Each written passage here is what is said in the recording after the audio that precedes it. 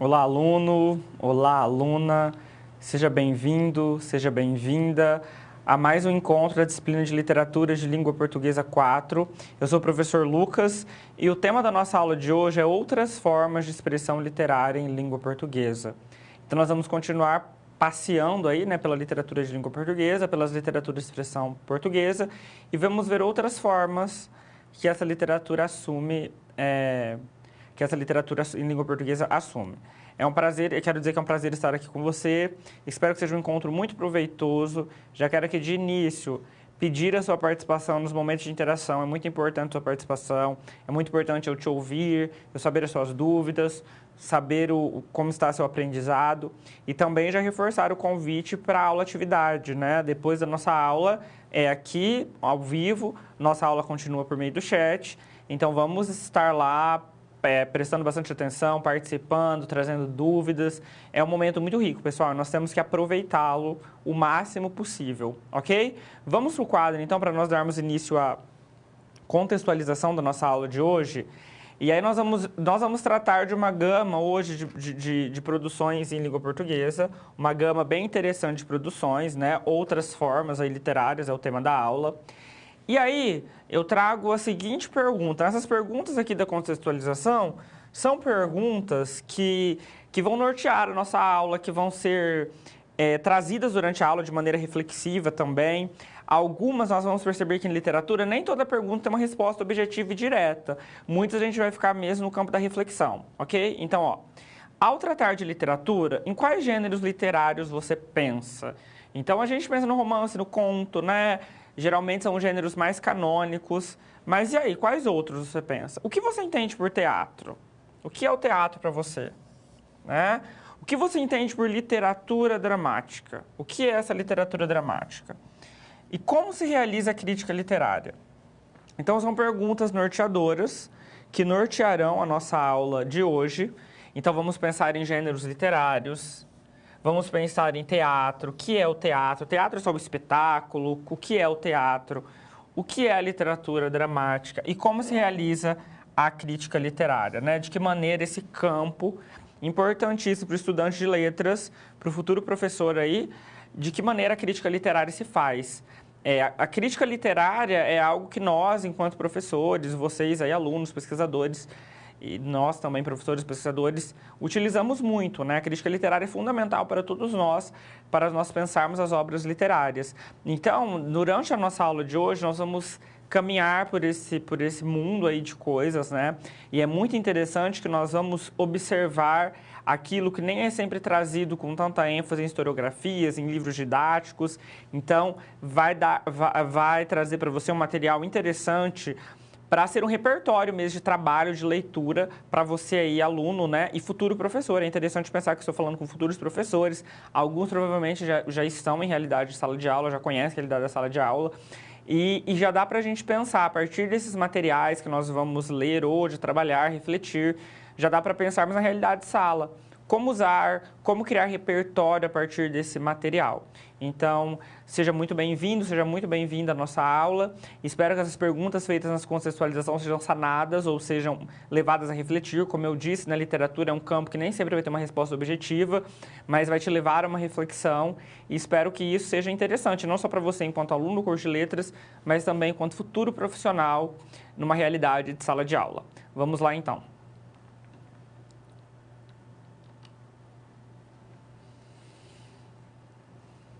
Vamos tratar nesse primeiro momento sobre o crônica em língua portuguesa. E crônica é um gênero bastante interessante. Não sei se você conhece o gênero crônica, se você já ouviu falar do gênero crônica, mas o gênero crônica é um gênero bastante interessante, Ele não está naquele rol dos grandes gêneros estudados, como romance, como conto, que são os gêneros mais canônicos, novela também, enfim. Mas nós podemos falar aqui da crônica enquanto um gênero que contemporaneamente, desde o século, não tão contemporaneamente, mas desde o século XIX, mais ou menos, a crônica já vem ganhando uma relevância grande e atualmente é um gênero muito relevante, inclusive é cobrado até mesmo em bancas de vestibulares. Vamos ali para a tela, para que eu possa ficar um pouquinho mais próximo de você, para que a gente possa falar sobre o gênero, então, crônica. Então, para a gente falar sobre o gênero crônica, para a gente tratar da crônica como nós a conhecemos hoje, é importante nós fazermos um caminho aí histórico, né, para pensar os tipos de crônica. Então, a crônica, quando ela surge de maneira inicial, ela surge com uma relação direta com a história, né? Por isso que nós vemos aqui na tela crônica histórica. Ela tem uma relação direta com a história. E pense aí na história do Brasil, quando nós falamos da carta de Pero Vaz de Caminha, né? Pero Vaz de Caminha era um cronista do rei, né? Um cronista do rei de Portugal. Então, a função do cronista e a função da crônica era tratar de descobertas, era de tratar desse encontro com novas terras. Então, tinha uma função muito histórica, ligada muito à necessidade de historicizar, de contar a história a alguém. Então, tem esse capítulo muito ligado inicialmente à história, o que faz a crônica ser um relato muito mais objetivo, muito mais direto, apesar de a gente saber que a linguagem e subjetividade são coisas que estão ali ligadas o tempo todo. Com o passar dos anos, nós conhecemos então a crônica literária e jornalística, que é a crônica que nos interessa aqui.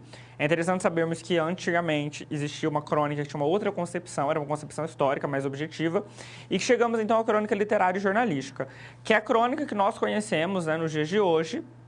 As crônicas que inicialmente eram publicadas em jornais, são ainda muito publicadas em jornais, liga-se essa ideia de jornal, a ideia de tempo, né? De cronologia, por isso crônica, vem de cronos do grego, né? O deus do tempo. Então a crônica ela tem essa menção ao tempo, a cronologia temporal, e elas são publicadas em jornal, mas também se tornam, com o tempo, textos que vão para o livro, né? Que saem desse suporte do jornal e vão para o livro, se tornando grandes textos literários. Então, agora nós vamos conhecer um pouquinho dos nossos cronistas aí brasileiros. Vamos falar um pouquinho sobre cada um deles, os mais importantes. E vamos refletir aí sobre a nossa historiografia da crônica no Brasil. Então, como eu disse para vocês, a partir mais aí do século XIX, que a crônica vai ganhar um peso grande. Ela era publicada durante algum tempo ali no jornal, né, naquela seção, principalmente na seção de folhetim, ali no rodapé do jornal. E ela era vista sempre como um gênero menor, assim, um gênero que não tinha muita importância, já que era publicado num jornal, um suporte bastante efêmero. Com o tempo, então, nós temos aí grandes autores que vão levar a crônica ao cânone nacional, né? Temos no século XX o Machado de Assis, que é o nosso grande aí romancista, contista e também cronista. O Machado tem crônicas importantíssimas sobre o Rio de Janeiro, né? Lembrando que a crônica sempre tem essa relação com o cotidiano, com a ideia de cotidiano. É importante a gente colocar aqui, né, fatos do cotidiano, fatos pequenos e simples do cotidiano. Nós temos no início do século XX o Lima Barreto, um importante autor também. E na década de 30 do século XX, nós temos uma enxurrada enorme de grandes cronistas, Carlos Drummond de Andrade, Raquel de Queiroz, Fernando Sabino e outros. Então, é uma miríade aí grande de cronistas importantíssimos da nossa história literária. E chegando aqui no século XXI, nosso século, podemos falar de Luiz Fernando Veríssimo, Chico Sá e Marta Medeiros. Todos esses cronistas aí, pessoal, né, que nós vemos aqui no século XXI, são todos cronistas que vão ter uma relação muito direta também com a internet, com os blogs, né? A crônica deixa de ter como suporte só o blog, quer dizer, só o jornal, especificamente jornal de papel e jornal impresso, e vai ganhar espaço nas páginas da internet. Eu chamo aqui no quadro agora uma citação interessante do Antônio Cândido, que é o nosso grande crítico literário brasileiro, e que ele vai falar um pouco sobre a crônica, né? Como eu disse a vocês, a crônica ela sofria um pouco um certo preconceito por ser um gênero menor, um gênero muito simples, de falar de fatos corriqueiros do dia a dia, estar ligada a um meio efêmero como o jornal. E o Cândido vai falar que é essa aparente simplicidade que é a grande beleza da crônica. Então ele diz assim pra gente, ó: por meio dos assuntos, da composição solta, do ar de coisas sem necessidade que a crônica costuma assumir, ela se ajusta à sensibilidade de todo dia. Então, essa aparente insignificância da crônica faça com que ela se ajuste ao dia a dia de qualquer um. Principalmente porque ela elabora uma linguagem que fala de perto, ao nosso modo de ser mais natural. A crônica está sempre ajudando a reestabelecer ou reestabelecer a dimensão das coisas e das pessoas. Então, o Cândido vai chamar a atenção para a gente por uma dimensão da crônica, né, que é esse texto, que é um texto que está ao rés do chão, né? Inclusive, essa citação vem de um texto do Cândido chamado Ao Rés do Chão, porque a crônica, ela sempre, geralmente, ela estava naquele espaço do jornal, que ficava embaixo do jornal, né, como se fosse no chão do jornal. Então ele vai falar, ó, essa aparente simplicidade é o que faz a crônica ser grandiosa.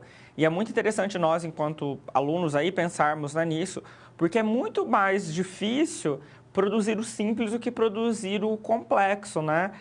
Fazer com que o simples seja muito bem feito exige uma dificuldade imensa, né?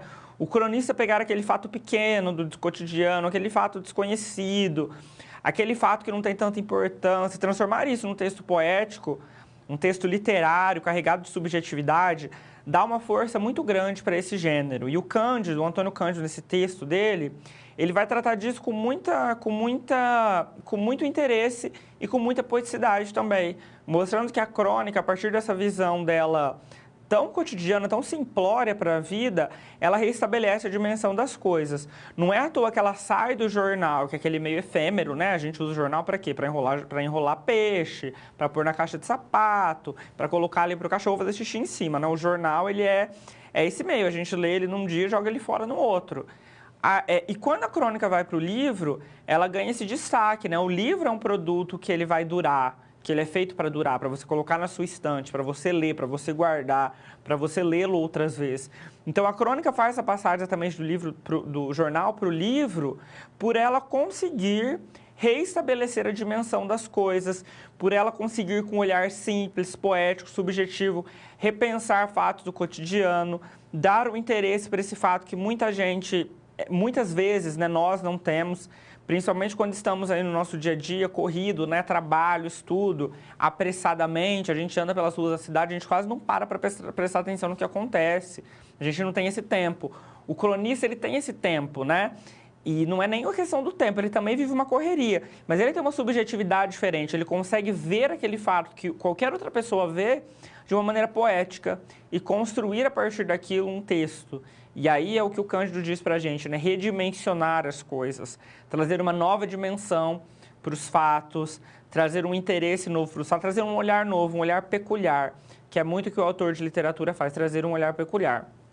Então percebam, para a gente, enfim, né? Tratamos da história da crônica, vimos que a crônica ela se inicia como totalmente ligada à história, ao fato histórico. Falei lá do Pero Vaz de Caminha, que era cronista, né? Porque ele descrevia fatos históricos, uma escrita muito mais objetiva. Com o passar do tempo, a crônica vai ganhando áreas de literatura ali no jornal, e nós temos uma escalada interessante no Brasil, né? Começa lá com Machado, né? A gente tratou do Machado, especialmente no século XIX, até chegar nos nossos tempos, onde a crônica ela invade as redes, invade as mídias, e é um gênero, inclusive, hoje muito respeitado, muito sério, e que cai aí livros de crônicas em vestibulares e em outros concursos, outras bancas. Então é importante sempre ficar muito atento na crônica e já pensar a sua importância. Além disso, é um gênero muito bacana de trabalhar em sala de aula, porque ele é um gênero curto, com uma linguagem simples, que geralmente interessa bastante os alunos. Desse modo, então, nós tratamos da crônica.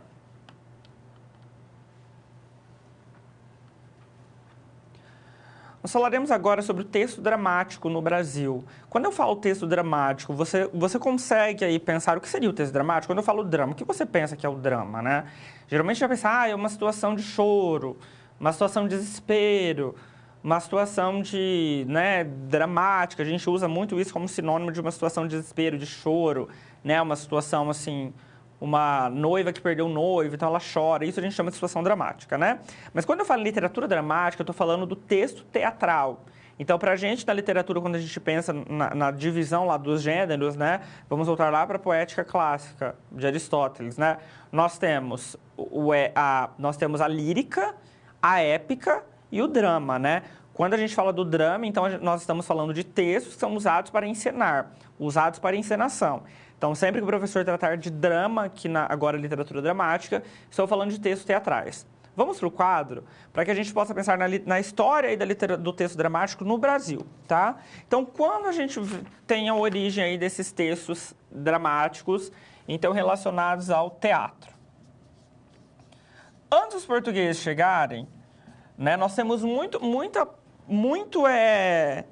nós não temos acesso a material muito volumoso antes da chegada dos portugueses, né? Porque a gente sabe que a nossa colonização foi uma colonização bastante cruel, dizimadora dos povos indígenas, então nós perdemos grande parte dos registros da nossa história. E aí, durante a colonização, nós tivemos um processo de aculturação imenso, o que faz com que nós tenhamos muita dificuldade de retomar uma ideia de uma literatura dramática dos povos originários, são nós indígenas. Então, o que eu posso dizer para vocês aqui, dos estudos que existem, é o seguinte, né? A literatura dramática dos povos originários ela é desconsiderada nas historiografias, ela é bastante desconhecida por causa desse processo todo violento que eu falei para vocês, mas nós sabemos aí que vários rituais indígenas, né, rituais, a própria vida cotidiana deles, o uso de máscaras, né, os ritos para chuva, os ritos de colheita, enfim, que faziam parte do cotidiano indígena, provavelmente aí são elementos que se aproximam bastante do que nós entendemos como drama, teatro, na real, tá? E aí nós temos o início de uma literatura dramática aqui com os jesuítas por meio dos teatros que buscavam a catequização dos nativos. Então, eram peças de teatro, né, literatura dramática, que buscava a catequização e a aculturação dos indígenas. Então, nós vamos dar um salto histórico lá para o século XVIII, que é um período onde nós começamos a ter teatros mais regulares. Os teatros, então, vão sair bastante do contexto religioso. Nós lembrarmos que antes aqui na nossa história, né, quinhentismo, barroco, né, nós temos teatro muito ligado à temática religiosa. Aqui no século XVIII nós temos um teatro que vai ser profano, de fato, recebendo influência do teatro francês e do teatro italiano. E aí nós temos, na verdade, uma regulamentação do teatro, né? Nós temos público bastante específico para essas peças, nós temos elencos que são pagos para as peças especificamente, nós temos casas de teatro, então nós temos uma regulamentação e uma expansão do teatro. No século XIX, nós temos a chegada da família real no Brasil, né? E com a chegada da família real do Brasil, nós temos uma transformação do nosso cenário cultural. A família real chegando no Rio, né? A gente tem uma ampliação do cenário cultural e nós temos uma renovação do nosso teatro. Nosso teatro aí se renova. Renovação do teatro, tá? E aí nós vamos começar a ter o teatro romântico, o teatro realista. E aí é importante falar do teatro romântico, o Martins Pena, na Comédia de Costumes, então nós temos isso muito forte aqui. E temos um teatro realista e naturalista também, com peças de tese. No século XX, nós temos um período de experimentação teatral. E aí nós podemos ligar aqui tanto o Teatro Experimental do Negro, quanto o Teatro de Arena e o Teatro Oficina, que são grupos teatrais, espaços teatrais que vão buscar a modernização do drama brasileiro. Então, por exemplo, Teatro Experimental do Negro, o próprio nome diz experimental, Abdias do Nascimento, que é o fundador desse teatro, né? Ele vai trazer para a gente a valorização da cultura afro-brasileira. Então, perceba que tem uma preocupação política também, né, por trás dessa experimentação. E aí nós temos o Teatro Oficina e o Teatro Arena, que são espaços importantíssimos no sudeste do Brasil, que vão modernizar a linguagem do teatro, modernizar a forma de pensar teatro, a temática teatral, e vão trazer à tona também o engajamento político, né? Inclusive, o Teatro Oficina, o Teatro Oficina e o Teatro de Arena, eles foram aí censurados no período da ditadura militar. Então, tem um engajamento social forte. Vamos para o quadro, para que a gente possa dar uma olhadinha aí nesse histórico que eu tratei com vocês, para a gente pensar um pouco nos grandes nomes aí, né, do nosso teatro. Então, temos lá no período do quinhentismo, né, na colonização, José de Anchieta, né, os jesuítas aí, a aula de representação da festa de São Lourenço, que para quem já leu, é uma super representante da aculturação e da catequização dos indígenas, né? Aqui nós temos toda a criação de um cenário maniqueísta, onde as entidades indígenas, a cultura indígena é vista como diabo, é vista como maldosa, diabólica, né? Enquanto os santos católicos ali, a visão católica de mundo é vista de maneira positiva, numa espécie de catequização mesmo muito forte do indígena. Nós temos do Martins Pena uma comédia de costume chamada Quem Casa Quer Casa, que é muito interessante também, muito engraçada. As comédias de costume aqui da do Martins Pena são bastante conhecidas. O Oswald de Andrade, nós temos O Rei da Vela, que é uma peça bastante importante do nosso teatro nacional, uma peça moderna, uma peça inovadora, que muda os rumos e a maneira de pensar o teatro no Brasil. E temos o Nelson Rodrigues, que é o nosso grande dramaturgo, com suas peças aí experimentais também, né? E que vão colocar o dedo na ferida, né? Mostrar mostrar a questão de sexualidade, a questão de hipocrisia, de desejo, né? Todo aquele lado mais obscuro do homem burguês, aquele lado também conservador, vem à tona nas peças do Nelson Rodrigues. Deste modo, então, nós tratamos do texto dramático no Brasil.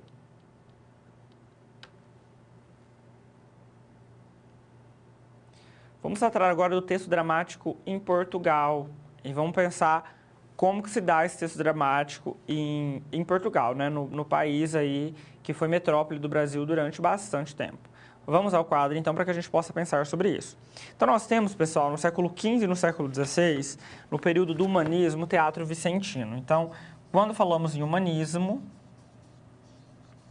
nesse período aqui, falamos do nome mais importante do humanismo, que é a transição lá da Idade Média para o Renascimento, você deve se lembrar disso. Falamos do Gil Vicente, tá? Gil Vicente, que é o grande nome do teatro português humanista. Por isso, teatro vicentino, né? Perceba que ganhou até o adjetivo aqui do Gil Vicente. O teatro vicentino, o teatro de Gil Vicente, ele era um teatro que se preocupava, ele trazia, na verdade, uma sátira social muito grande. Então, eram diversos tipos sociais, né? Era um teatro feito por tipos sociais, o padre, o clérigo, né? o sapateiro, tem essas figuras, né? Muito típicas, né? Tipos sociais. E por meio desses tipos, o Gil Vicente fazia uma crítica à sociedade, uma sátira àquela sociedade. Então tem sempre um humor ali, uma comédia que tem um humor grande. E nós vemos aí essa ideologia trazida pelo teatro vicentino. O teatro vicentino... o teatro português, né, gente, de maneira geral, ele não é tão forte quanto, por exemplo, o brasileiro. Quando nós pensamos brasileiro, nós vemos uma série de etapas, uma série de períodos. O teatro português, ele é bem incipiente, a historiografia trabalha muito pouco com ele, por isso a gente sai do Gil Vicente e já pula lá para o século XIX. Vamos para o quadro para a gente dar uma olhada, então. No século XIX, nós temos a presença do Almeida Garré, tá? O Almeida Garré, ele é um importante aí nome da literatura portuguesa, principalmente do romantismo português, e ele também vai se envolver aí com o teatro. Quando nós falamos das peças do Almeida Garré, nós estamos falando do aprimoramento de peças, então peças que buscam ser mais aprimoradas, se encaixarem na realidade, no gosto burguês, característica do período. E nós temos aqui também, gente, o processo de regulamentação do teatro, né? Nós temos companhias, grupos de teatros próprios, nós temos casas de espetáculos que abrigam esses grupos, que incentivam as peças, que pagam as peças. Então, nós temos um processo aqui de regulamentação interessante. E no século XX, nós chegamos no período do salazarismo, e é muito importante a gente falar sobre isso. Vou colocar aqui o nome de um teatro chamado Estúdio Salitre, e já vou explicar o que foi esse grupo. Só vou colocar aqui agora para a gente poder pensar sobre isso, que foi nesse momento aqui do salazarismo. Então, quando nós falamos do salazarismo, nós estamos falando de um momento da ditadura de Portugal, de Salazar, ditadura de Salazar. Então, foi um período longo de ditadura, que termina com a Revolução dos Cravos, mas durante todo esse período, se Portugal tinha uma produção dramática, um tanto quanto capenga, nesse período do salazarismo, a gente tem uma verdadeira dissolução dos grupos, as companhias, as organizações que pensavam teatro, porque era de interesse, evidentemente, de um governo ditador, dizimar a cultura, né? E principalmente a cultura que se volta contra ele. Então, toda a cultura deveria ser a favor do governo e falar a favor do governo. Então, nós temos um período imenso de censura, muitas peças censuradas, muitos grupos teatrais são caçados, nós temos a prisão de artistas, de dramaturgos, então, um período de censura muito grande. E esse teatro, Estúdio Salitre, que eu passei no quadro para vocês, foi um dos teatros também que sofreu esse processo de censura, que sofreu com todo o salazarismo. Então, aí nós temos um período de produção ainda mais irregular, ainda mais complexo, né? Porque você tinha que produzir se escondendo da censura. Com o fim do salazarismo, nós temos uma retomada aí cultural de peças no cenário português. E aí nós podemos ir para o quadro agora para a gente falar um pouco sobre os dramaturgos mais importantes, né? Alguns nomes do teatro português. Então, vamos lá. Gil Vicente, que é o primeiro lá, né, do humanismo, século XV e XVI, com o Alto da Barca do Inferno. O Gil Vicente é muito conhecido pelos autos, pelas farsas, são peças de teor religioso. Nós temos o Almeida Garré, com a publicação de Frei Luiz de Souza. Nós temos Luiz Stahl, Infelizmente a Luar. Nós temos Bernardo Santareno, como Judeu. E Sofia de Mello Andersen, com O Colar. A Sofia de Mello aqui já bem mais contemporânea. Então, nós percebemos um grande caminho aqui, um caminho extenso de produções que vão ajudar a gente a pensar, a dar conta, né, do que é o teatro, do que foi o teatro português.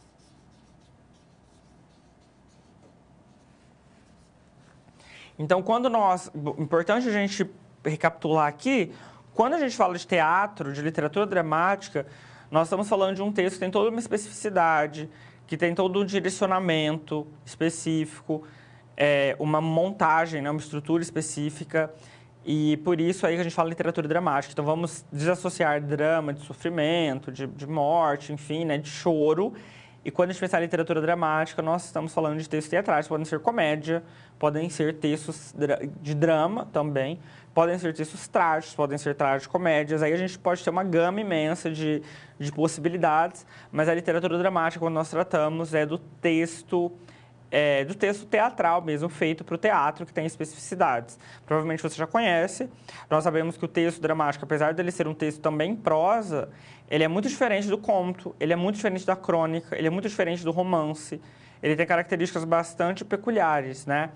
Em qualquer um dos países que ele seja produzido, ele tem características peculiares, porque o objetivo dele, é claro, você pode ser o leitor do texto dramático, não tem problema nenhum, mas o objetivo dele é fazer com que o leitor, ou o ator, ou o diretor vejam os encaminhamentos para aquela cena, para aquele momento.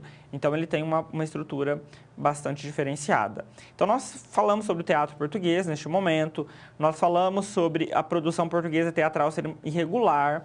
Começamos com o Gil Vicente, já pulamos para o século XIX com Almeida Garré e chegamos ali no século XX para falar do salazarismo, que foi a ditadura de Salazar, e do modo como essa ditadura, como esse governo ditatorial abafou a arte, né, de maneira geral, a arte teatral, e fez que a produção literária de Portugal, que já era uma produção tanto quanto capenga, como eu disse para vocês, ela ficasse ainda mais regular, ainda mais imprecisa, que é o que as ditaduras, de maneira geral, fazem com os setores culturais. Então, desse modo, nós tratamos do texto dramático português.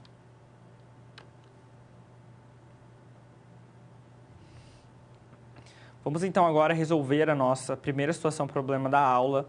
Vamos pensar sobre isso, vamos pensar na realidade de sala de aula. Você, então, é futuro professor, daqui a pouco estará em sala de aula. Vamos pensar na realidade da sala por meio desse problema. Vamos para o quadro, então.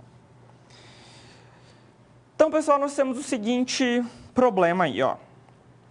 Você é um professor de língua portuguesa de ensino médio e um de seus alunos mais interessados, pesquisando os diversos vestibulares do país, descobriu que algumas universidades pedem que os alunos escrevam crônicas como redação. Sim, muitas universidades brasileiras, gente, pedem crônica como redação. Muitas, tá? E aí ele resolveu escrever uma redação, a qual ele entregou para que corrigisse. Você notou que o aluno escreveu uma notícia e não uma crônica. Então, olha lá, ele escreveu uma notícia e não uma crônica. Diante dessa situação, você resolve trabalhar com seus alunos o aspecto da liberdade formal da crônica. Vamos pensar um pouco sobre isso, gente. A gente sabe que a crônica, como nós vimos aí, ela é um texto publicado totalmente no jornal, né? Ela inicia sendo publicada no jornal e é por isso que tem muita essa confusão, né? A crônica não é notícia, evidentemente, a crônica é um texto literário. Então, é natural que esse aluno aí tenha tido essa confusão. E vamos olhar aqui a pergunta no quadro que é feito aí para você, né? Como podemos caracterizar a crônica em sala de aula e quais são os aspectos formais da crônica? Então, primeiramente, a gente tem que pensar no seguinte, ó, a notícia, ela é um texto que é publicado no suporte do jornal também, só que a notícia, ela é objetiva, ela é totalmente objetiva. Ela lida com uma linguagem objetiva, né? Uma linguagem que tem um sentido aí bastante objetivo, pragmático. Quando nós falamos da crônica, estamos falando de um texto literário. A crônica vai lidar a todo momento com aquilo que nós chamamos de subjetividade. Então, ela vai trabalhar com figuras de linguagem, ela vai trabalhar com poeticidade, é um outro trabalho. Então, ela não é objetiva. A notícia ela tem que responder quem, quando aconteceu, de que maneira aconteceu. Ela tem que estar presa a essa ideia muito específica, né? De ser objetiva, de ser rápida, de ser neutra, de ser imparcial. A crônica, muito pelo contrário, né? A crônica ela é um texto geralmente maior que uma notícia, é curta, mas é maior que uma notícia. Ela vai trazer a realidade de maneira subjetiva. Então, uma crônica pode ser uma notícia pode ser transformada em uma crônica? Evidentemente, com certeza pode ser transformada em uma crônica, porque nós estamos lidando aí com uma realidade e o cronista ele pode colocar bastante subjetividade, encher de subjetividade e transformar essa realidade em um texto literário. Então, a gente tem que ter muito claro isso em mente, né? Que a crônica é um texto literário e a notícia não é um texto literário. Trabalham com modos diferentes da linguagem. O jornalista escrevendo a notícia ele é objetivo, né? Tem uma secura do jornalismo, tem uma neutralidade, né, da linguagem neutra. Não sei se a linguagem pode ser pensada como neutra, mas o texto jornalístico ele usa instrumentos e artifícios que fazem parecer neutro, né? Mas são artifícios da linguagem, a gente sabe muito bem disso. A crônica não tem intenção nenhuma disso, né? Então, ela pode colocar o narrador triste com o acontecimento, o narrador rindo do acontecimento. Tem uma subjetividade clara ali. No quadro, eu trago para vocês uma resolução interessante que pode ser trabalhada em sala de aula, que é uma crônica, que é uma crônica e uma notícia. Então, você pode mostrar aí para o seu aluno, se ele tiver dúvidas sobre isso, né? O que é uma crônica, uma notícia, como isso se dá. A gente pode mostrar para o aluno o seguinte, ó. Tem uma notícia da Folha de São Paulo de 2018, que era sobre o greve dos caminhoneiros lá, né? Caminhoneiros protestam contra reajuste no diesel em 17 estados. Então, isso lá em 2018. E nós temos uma crônica do Gregório do Vivier, que fala sobre o mesmo assunto, só que a partir de um olhar diferenciado. Nós já vemos isso pelo próprio título da crônica, supérfluo e indispensável. Então, o próprio título da crônica já é mais criativo, traz uma ideia diferente. Vocês veem como crítico o título da notícia é bem seco, né? Caminhoneiros protestam contra reajuste nos 17 estados. Então, ela já traz ali de maneira bem seca o acontecimento. Aqui a gente tem supérfluo e indispensável. Temos que ler essa crônica para ver o que o cronista quer trazer. Então, não tem como eu adivinhar o que ele quer trazer, o que eu pensar, apenas tendo como perspectiva o título. Então, nós já vemos ali que pelo próprio título, esses textos se diferenciam bastante e de maneira bastante peculiar. Então, de que maneira nós ajudamos esse professor, a você aí, futuro professor em sala de aula, estiver diante de um problema como esse, né? É mostrar para o aluno que a crônica ela é subjetiva, ela lida com poeticidade, ela lida com um olhar peculiar para a realidade, ela não tem necessidade de ser objetiva, ela não tem necessidade de ser neutra, ela não tem necessidade de mostrar tudo o que acontece, ela pode pegar um pontinho só e tratar desse pontinho. Então, tem toda uma peculiaridade bastante especial, o que não tem na notícia, né? Que a notícia é um texto jornalístico, tem uma característica dura, uma estrutura bastante específica. E aí, é interessante, eu acho que sem dúvida, poder levar para o aluno, né? Pega uma crônica de algum fato cotidiano aí, né? Tem uma crônica da Marta Medeiros chamada Barulhos Urbanos, em que ela fala do barulho da cidade grande, de uma construção ao lado do prédio dela. E esse fato poderia ser um fato de uma notícia, né? E pega uma notícia que trata sobre esse barulho. E aí, veja a diferença, é muito nítida a diferença quando você olha para os textos. Então, o mais importante, ao invés aí em sala de aula de você ficar só no aspecto teórico, né? Falando, a crônica é assim, a notícia é assim. É levar o texto, né? Com o texto em mãos, o aluno vai sentir essa diferença com certeza, porque tem coisas ali que são muito subjetivas, que só podem ser vistas de fato no momento da leitura. Nem tudo dá para a gente explicar em palavras, né? Muitas coisas a gente vai ali e sente, principalmente na literatura, é o contato com o texto. Então, vamos aí pensar nisso, né? Levar esses textos. Eu trouxe aqui do Vivier e a notícia da Folha de São Paulo, mas você, enquanto professor, vendo a realidade, lendo crônicas, enfim, pode criar o seu próprio material de trabalho, ok? Deste modo, então, nós finalizamos a resolução da nossa situação, problema. Vamos, então, para o nosso momento de interação. E neste momento nós vamos ler o trecho de uma peça muito famosa na literatura brasileira, chamada O Vestido de Noiva, uma peça do Nelson Rodrigues. O Nelson Rodrigues é um importante dramaturgo da nossa literatura, um dramaturgo aí que produziu muitas peças, fez muito sucesso e trouxe para a gente uma literatura muito rica, muito interessante. Então nós vamos ler um trecho dessa peça para que a gente possa discuti-la, tá? Discutir nesse momento de interação. Vamos acompanhar ali comigo então, ó. E olha lá, então, já vamos começar a pensar um pouco nesse texto, né? Olha lá. Inicia o segundo ato, Trevas, voz de Alaide e Cleci ao microfone. E Cleci. É impossível que não tenha havido mais coisas. Alaide, impaciente com a própria memória. Mas não me lembro, Cleci. Estou com a memória tão ruim. A Cleci diz então. Olha, Alaide, antes sua mãe entrar, quando você pediu o buquê, tinha alguém lá. Tinha alguém lá, sem ser Pedro? A Laís desorientada. Antes de mamãe entrar? Cleci, sim. Tinha de ter mais alguém. Já disse. Uma noiva nunca fica tão abandonada na hora de se vestir. A Laíde diz então. A Laíde como que fazendo um esforço de memória. Antes de mamãe entrar... Só pensando. Deixa eu ver. Luz no plano da memória. A Laíde, vestida realmente de noiva, está sentada numa banqueta. Agora o espelho imaginário se transformou num espelho verdadeiro, grande, quase o tamanho de uma pessoa. A grinalda não está posta ainda, a Laíde sozinha. Então nós vimos aí esse trecho do vestido de noiva, né? E eu vou lançar uma perguntinha para você pensar nesse momento de interação. Olha lá. Quais particularidades podem ser observadas no texto dramático? Então pense, ó, em relação aos textos que você conhece, aos textos que você já leu, conto, crônica, romance, enfim... Que especificidade tem esse texto dramático? Se você não conhece o texto dramático ainda, tirando por esse que nós vimos aqui em aula, qual especificidade esse texto tem? Qual a particularidade? Eu vou dar uns minutinhos para você pensar sobre isso e já eu volto para nós, então, resolvermos essa questão da interação.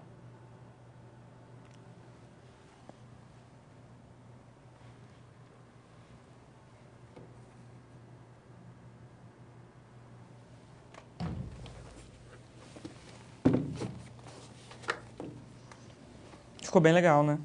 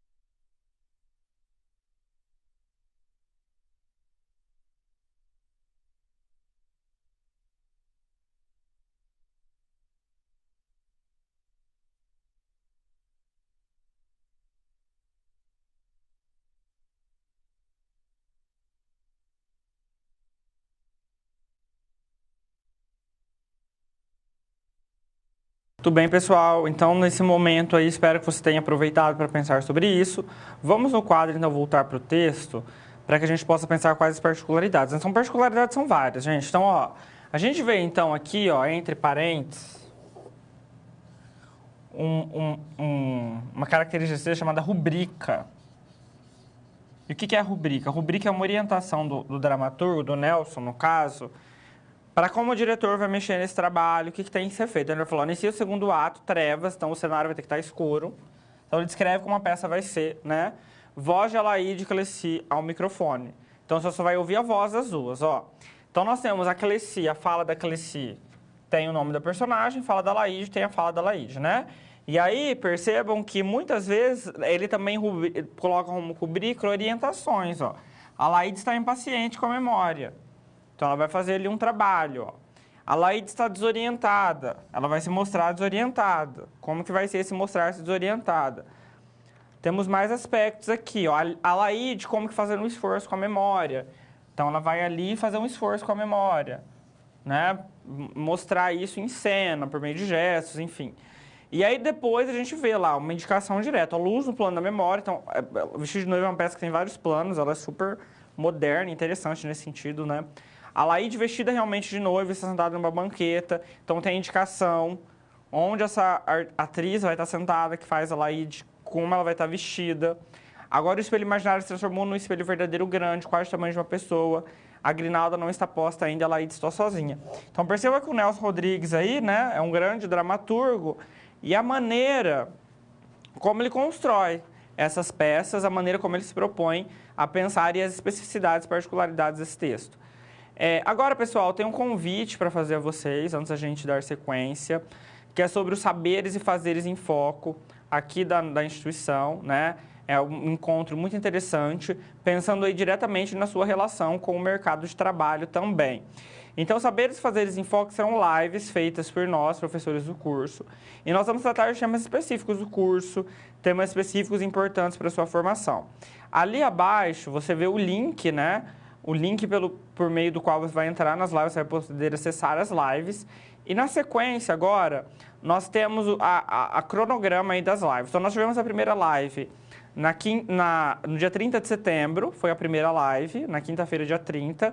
Sempre será às 19h15, às 7h15 da noite.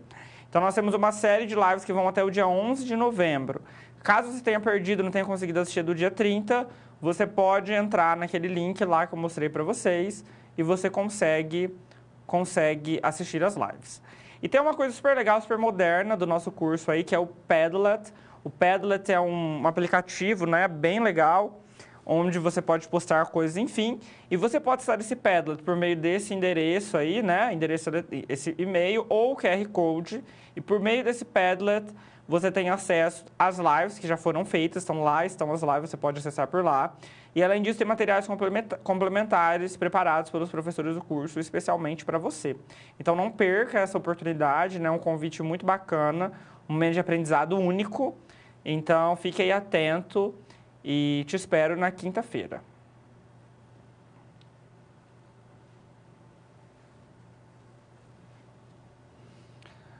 Neste momento, nós trataremos a crítica literária no Brasil e em Portugal. Quando nós falamos de crítica literária, nós não estamos falando aí de texto literário propriamente dito, né? Nós estamos falando de textos escritos sobre os textos literários, então um olhar crítico sobre esses textos. Então é bem interessante a gente pensar que a crítica literária é o estudo das obras literárias e ela pode ser publicada em diversos suportes, né? No blog, sites, jornal, revista, enfim, dissertações, teses, né? Uma série de materiais podem trazer essas críticas publicadas. E as críticas, elas podem ser feitas de maneiras diversas, de diversas maneiras também. Nós vamos ali para o quadro para a gente pensar um pouquinho sobre a crítica literária, sobre os vieses, aí, os diferentes vieses da crítica literária. Então, nós temos, quando nós falamos aí da crítica literária, nós temos diversas ideias aqui da crítica, né? A crítica literária, ela realiza uma leitura específica de obras, então o crítico literário, né, ele vai lá fazer uma leitura específica de obras, pensar as obras de maneira específica, Ela tem sempre um viés, gente. Esse viés é interessante, né? Porque ela tudo se relaciona aqui, né? Não é à toa que essas flechinhas saem todas da crítica, tudo se relaciona, mas o viés tem a ver com a maneira como esse crítico vai adotar. Então, nós temos muitos viés, muitos olhares críticos, muitas possibilidades, né? Que nós falamos correntes críticas. Então, nós temos correntes críticas, por exemplo, feministas, que vão ler a obra a partir de um olhar feminista. Corrente crítica psicanalítica, que vai ler a obra a partir de instrumentos teóricos usados na psicanálise. Temos a crítica marxista, a crítica pós-colonial. Então, tem uma série de críticas, correntes críticas, né, que vão mostrar o viés dessa literatura, o viés de leitura de determinada obra. Essa leitura não é uma leitura simples, assim, feita de qualquer maneira. Ela tem que lidar com análise. Então, nós vemos aqui, né, lidar com análise. É muito importante o crítico literário ter um olhar analítico, que é um olhar crítico. Então, não dá só para eu olhar para a obra e fazer qualquer comentário bobo ali sobre ela. Não, de maneira nenhuma. Eu tenho que ter um olhar crítico, tenho que trazer teorias, né? Um olhar mais aprofundado. É claro que dependendo da crítica, do tipo de crítica construída, isso não precisa ser tão aprofundado assim. Mas, por exemplo, se a gente está falando de crítica produzida em um TCC, uma dissertação, de um mestrado, uma tese de doutorado, nós precisamos de uma crítica aí bastante fundamentada, bastante crítica. Então, nós podemos continuar aqui. Vamos pensar um pouquinho sobre a crítica literária no Brasil. E aí, nós podemos trazer alguns nomes importantes, né? No Brasil e em Portugal. Então, a crítica literária em língua portuguesa. Aqui no Brasil, nós temos o Antônio Cândido, que é o nosso maior crítico literário, um dos mais importantes. Nos deixou há pouco tempo, mas os textos dele são simples, são bonitos e o Antônio Cândido é maravilhoso, né? É um grande crítico. Temos o Bose, Alfredo Bose, que é um gigante também. E a Regina Del Castanho, que é mais contemporânea e nossa, né? Que tem uma crítica bastante relevante, bastante engajada e que vai mostrar as desigualdades também existentes na nossa literatura. Em Portugal, nós temos o Eduardo Prado Coelho, muito ligado à corrente estruturalista. A poesia, ele produz metacrítica também, que é a crítica sobre a crítica. E aí, falar um pouquinho da importância do gênero ensaio, que é aquele gênero criado, né, pelo Montaigne, há séculos e séculos atrás, e que ele traz uma liberdade formal muito grande, né? Ele pode ser um gênero muito bacana para a produção de crítica literária, porque ele traz liberdade formal e elementos aí estilísticos que podem ajudar com uma crítica bastante interessante. Agora eu te convido, aluno, a assistir um vídeo do Antônio Cândido. O Antônio Cândido é esse crítico literário que eu falei para vocês, super importante do Brasil, e ele faleceu já, né, infelizmente, mas deixou uma obra vasta, uma obra rica e importante para nós da área de letras, né? Da área de letras, da área de humanas de maneira geral, das linguagens, né, e das artes, mas nós das letras e da literatura principalmente. Então vamos acompanhar esse vídeo do Cândido e ouvir o que ele tem para falar. Ele fala para uma turma de alunos de letras, né? Não são vocês especificamente, pois o Cândido já não está entre nós, mas ele fala para um grupo de alunos e a gente pode pensar um pouquinho no que ele está trazendo. Vamos lá, então. Eu tenho um grande prazer em dirigir algumas palavras aos formandos deste ano nas diferentes disciplinas de língua e de literatura.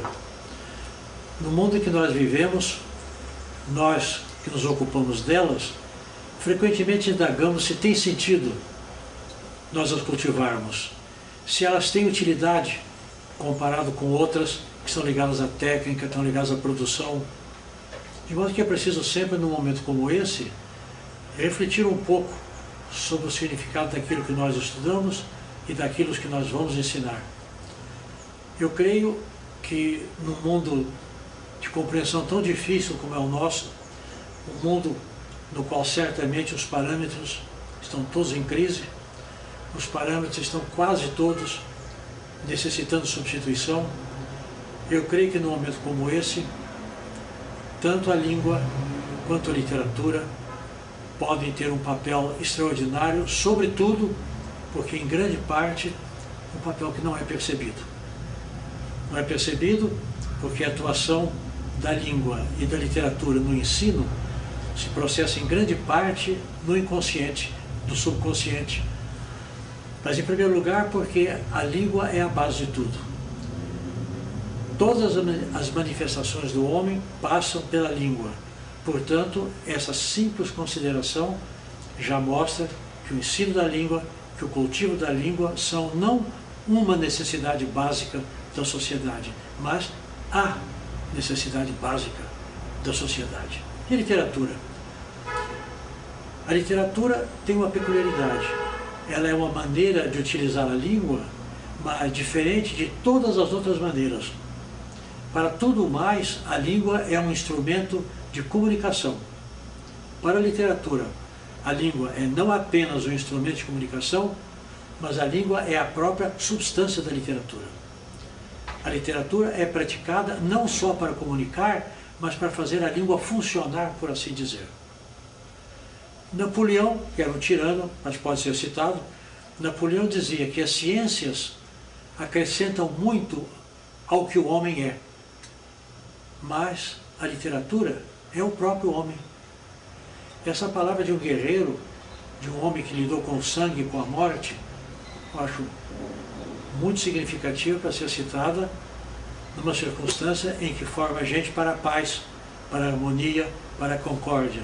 A literatura é o próprio homem, porque a literatura transmite não apenas o conhecimento, mas toda a área do sentimento, toda a área da intuição, toda a área da aspiração, e fazendo com que a língua seja não apenas um valor de comunicação, mas um valor que vale em si.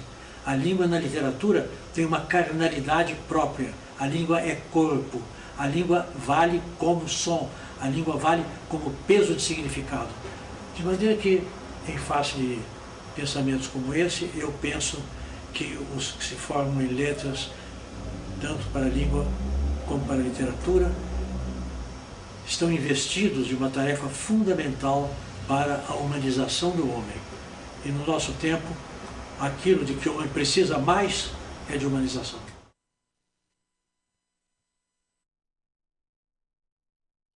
Então nós ouvimos essas palavras lindas do Cândido, né?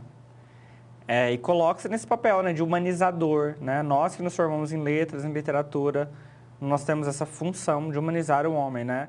Porque nós lidamos com aquele material que é intrínseco à essência da vida humana, que é a língua. Qualquer ação humana passa pela língua. E a linguagem, né, literária aí, ela representa o homem por dentro, né, internamente, é o próprio homem. Então é muito bonito o que o Cândido nos diz. Ele traz uma inspiração aí para nós, enquanto profissionais da área de literatura. Um grande crítico literário. Provavelmente você não vai passar pelo curso de letras sem ouvir falar de Antônio Cândido, né? E sem lê-lo. Aconselho você a ler obras do Cândido integrais aí, né? Não só trechos, porque elas ajudam muito na formação do professor, e na formação do pesquisador e na formação do ser humano também. Desse modo, então, nós encerramos a nossa fala sobre a crítica literária.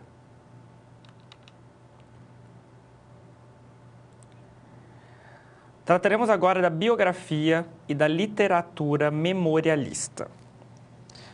Vamos lá, então, né? Nós temos aí como base, né, da biografia, quando a gente fala de biografia, acho que todo mundo sabe o que é biografia, né?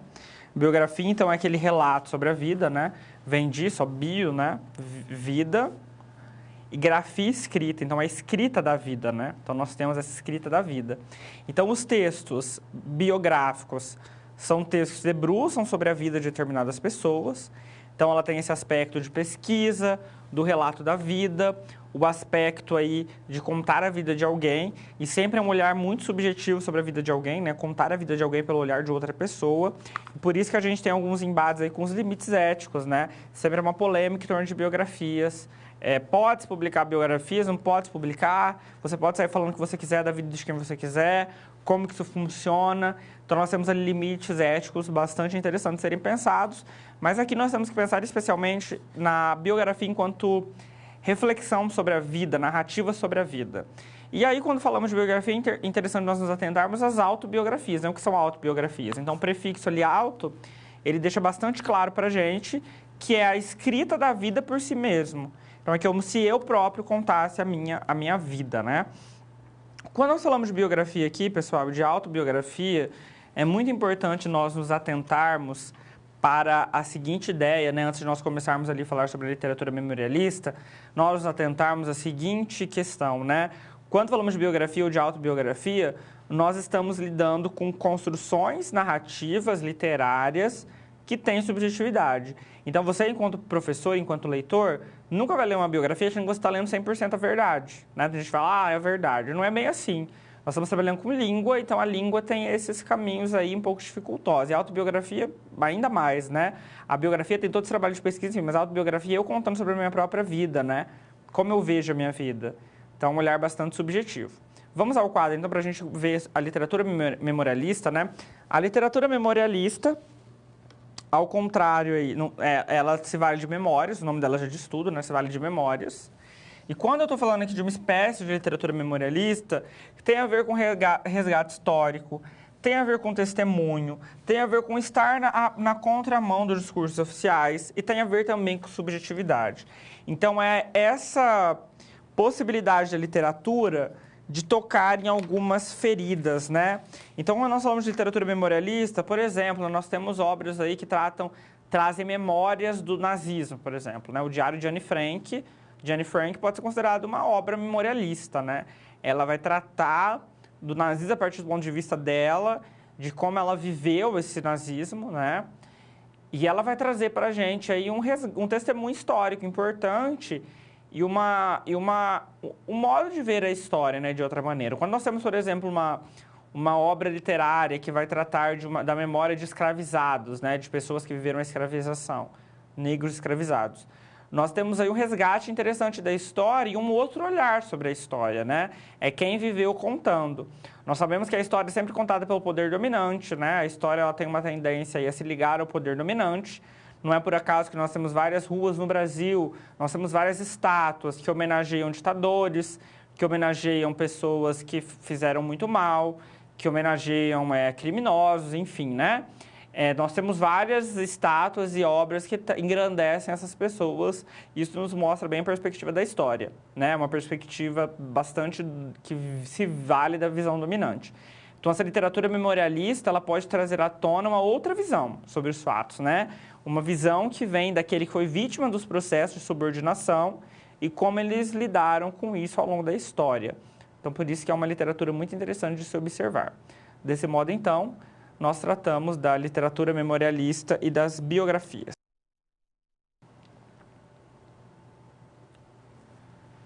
Vamos falar agora da epistolografia. E quando eu falo de epistolografia, pessoal, vamos ao quadro, nós estamos falando da carta, né, do estudo das cartas. Então, ó, nós temos aí, a epistolografia é uma palavra que vem do grego e do latim, que significa ordem, mensagem, né, episto aí, ordem, mensagem, e carta ou mensagem escrita e não assinada. Então, essa é a origem aí da ideia. Então, a epistolografia é o estudo desses textos, né, escritos, dessas cartas, dessas mensagens escritas, é esse estudo aí.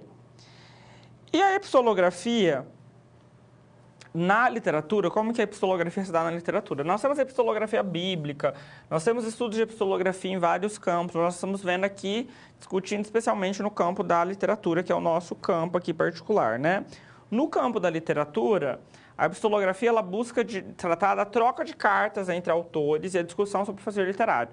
Então, não sei se vocês sabem, já tiveram curiosidade de saber, mas nós temos uma série de autores que trocavam cartas discutindo o fazer literário, né? Então, muitos pesquisadores do Brasil, eles tratam do estudo sobre a literatura e a epistolografia. Como que a troca de cartas influenciou a escrita de alguns autores. Então, a gente pode dar um exemplo aqui rápido, né? Nós temos, por exemplo, o Mário de Andrade. O Mário de Andrade é um autor do nosso modernismo.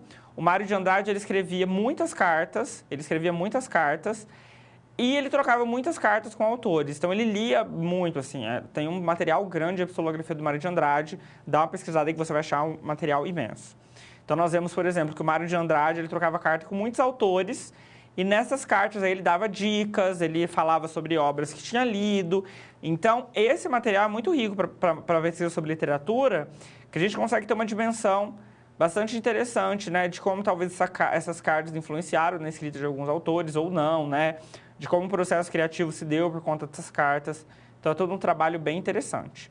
Agora, eu convido você para ler aqui comigo uma carta que a Clarice Lispector, gente, escreveu para o Mário de Andrade. Então, como eu falei para vocês, o Mário de Andrade, ele é um grande autor da nossa literatura e ele tem uma produção aí epistolográfica muito interessante.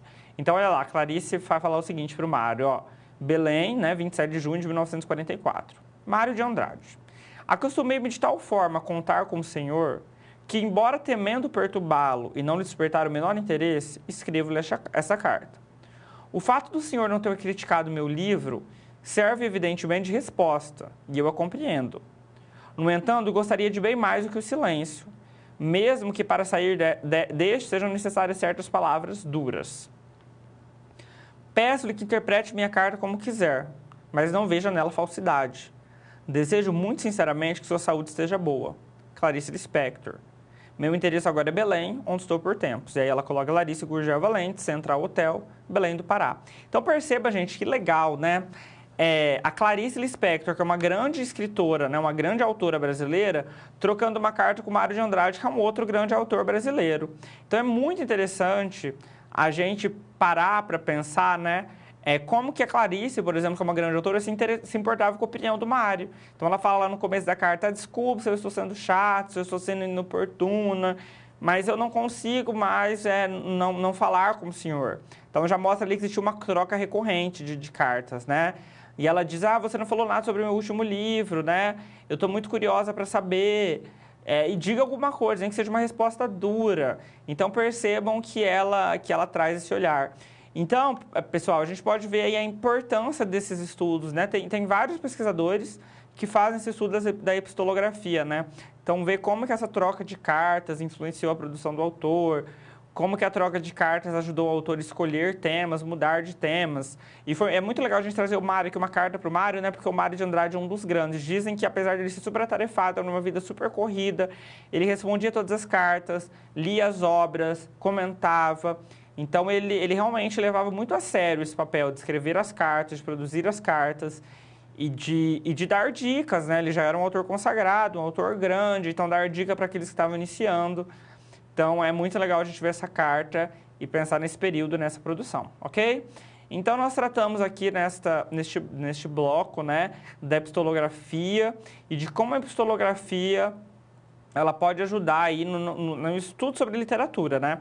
As cartas, por si só, não são textos literários propriamente ditos, porém, elas podem contribuir com a análise e o estudo desses textos literários.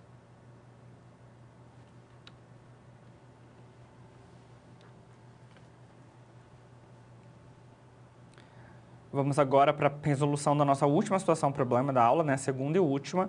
Nós vamos tratar diretamente lá da epistolografia, que nós acabamos de comentar, e do estudo delas, né, no arsenal aí da literatura. Vamos lá, então, ver a situação problema. Então, olha lá. Imagine-se que você, como um estudante de doutorado, que pesquisa a obra de Mário de Andrade. Para desenvolver alguns argumentos da sua tese, você precisa saber se o escritor conheceu ou teve contato com a obra de determinado escritor baiano. Aponte um caminho para descobrir isso. Então, aqui é quase uma charada, né, gente? Uma charada literária aí. Como nós vamos pensar? Que autor baiano é isso, gente? Tem tantos escritores baianos, né? Como será que a gente pode descobrir isso, hein? Vocês têm alguma ideia de como a gente pode descobrir se o Mário de Andrade manteve contato com algum escritor baiano, se não teve esse contato, como foi? Então, olha lá que legal. Vamos para o quadro, então, para a gente ver um pouquinho sobre isso. Gente, primeira coisa aí que nós vamos ver que é legal, né? Como a gente consegue isso? É claro que aqui é uma charada, é uma pergunta super abrangente. Quando vocês quiserem fazer mestrado, doutorado, tem que fazer um projeto muito mais afunilado, né? Muito mais afunilado. Então, a gente pode ver aí que o Mário de Andrade, como a gente vai descobrir isso? É estudando a produção de cartas do Mário. O Mário tem uma produção aí de cartas muito grande, então, um estudo aí da epistolografia do Mário. E nós vamos poder ver aí a troca de cartas entre ele e outros autores. Ele trocou carta com quem? Nós vimos há pouco que ele trocou cartas com a Clarice Lispector, que ele falou com a Clarice Lispector, né? Então, nós sabemos disso. Então, é o estudo das cartas trocadas entre Mário de Andrade e outros autores. Este estudo, então, bastante específico, pode levar a conhecer, a saber, né, se o Mário aí teve contato com outras obras e principalmente com a de um escritor baiano. Então, perceba que a epistolografia ela pode te dar um caminho imenso para você saber autores que tiveram contatos um com o outro, para você lidar com esse material, né, e para você aprender muito sobre ele. E é claro que é bem legal você pensar na possibilidade, talvez, de levar esse material para a sala de aula, né? Porque deve ser super legal mostrar para o aluno, né, lá, como, olha só, como esse escritor que a gente está estudando aqui influenciou esse outro. Olha só como essa carta mudou totalmente o modo da escrita desse conto que nós conhecemos. Olha como seria o final dessa história se essa carta não tivesse sido trocada, né? Então veja que é um material assim de curiosidade. Às vezes o aluno, muitas vezes nós temos aí alunos, né, de ensino médio, até de ensino médio, quando eles têm disciplina de literatura, que eles não gostam da disciplina, acham uma disciplina chata, enfadonha, né? Apesar de ser uma disciplina maravilhosa e a gente, enquanto professor, tentar muito dar essa paixão a eles, mas às vezes eles torcem um pouquinho o nariz pra gente, né? E não gostam muito, não curtem. E aí, quando a gente leva esse tipo de material, né, essa carta, né, essas curiosidades, a gente geralmente traz muito o aluno pra gente e consegue fazer ele se interessar pra caramba. Porque é curiosidade, né? Olha só, né? Um autor super famoso, reconhecido, uma carta, a gente ter acesso a uma carta, né? Uma carta é um documento aí, algo tão pessoal, né? Trocado entre pessoas, e a gente ter acesso a isso é muito interessante. Então, se você quiser levar isso para a sua sala de aula, é bem válido. Dá uma pesquisada aí, tem vários livros, já tem livros, né?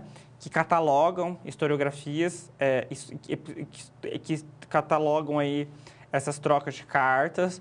Hoje, com a internet, você tem acesso a isso tudo digitalizado, basta você procurar por aí que você acha fácil.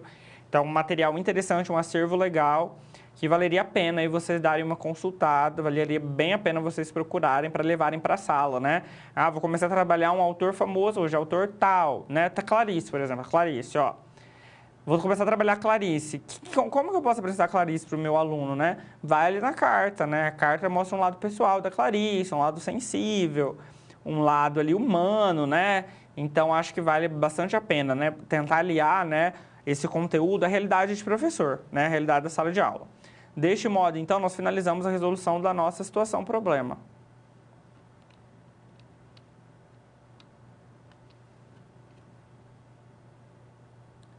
Vamos para o nosso momento de interação. Nós trataremos aqui da crítica literária e do mercado editorial, né? Não tem como nós falarmos de literatura sem nós pensarmos nessa relação entre crítica literária, mercado editorial e toda a realidade que isso envolve. Vamos ao quadro, então, para que nós possamos ver a situação problema, a última situação problema da nossa aula de hoje. Vamos lá, então. É importante que o estudioso da área de literatura, na contemporaneidade, esteja tendo relações estabelecidas entre a literatura, a crítica literária e o mercado editorial. Então, não tem como a gente falar de um cenário capitalista, de um cenário de produção em massa, de cultura de massa também, sem pensarmos nessa relação, né? Entre mercado editorial, crítica literária e literatura. Fechar os olhos para esse circuito aqui, gente, é meio que ignorar que a realidade existe, ela está estampada aí na nossa cara, né? Inclusive, pensar o mercado editorial como um campo que pode ajudar na formação do cânone literário. Hoje, sem dúvida alguma, a gente pode dizer isso, né? Que ajuda. Claro que não é o livro mais vendido que é o melhor, mas a gente tem também essa relação de ajuda aí, né? Um dos principais espaços para crítica literária nos jornais hoje é a seção de resenhas literárias, normalmente ajustada ao lançamento das editoras. Então, nós sabemos que muitas pessoas são pagas, né? Recebem grana para publicarem críticas literárias a partir de determinado livro, né? Por determinada editora. Então, tem todo esse mercado aí que acontece, a gente sabe disso, e a gente para pensar um pouquinho na fidedignidade dessa crítica, né? Em como essa crítica é construída aí. Vamos ver a pergunta aqui que eu lanço para vocês, ó. É possível que a crítica literária seja feita de forma satisfatória quando o pano de fundo da realização é a venda de livros? Então, se eu produzo uma crítica pensando que o livro tem que ser vendido, né? Será que essa crítica vai ser real? Será que essa crítica vai ser bem feita? Será que essa crítica vai se ater de maneira muito aguda ao livro, à publicação? Será que essa crítica vai ter criticidade de fato? Ou ela vai por outro caminho porque tem que vender? O que você pensa? Então, vou te dar esse tempinho para você pensar sobre isso. Em breve, nós retornamos para respondermos essa pergunta.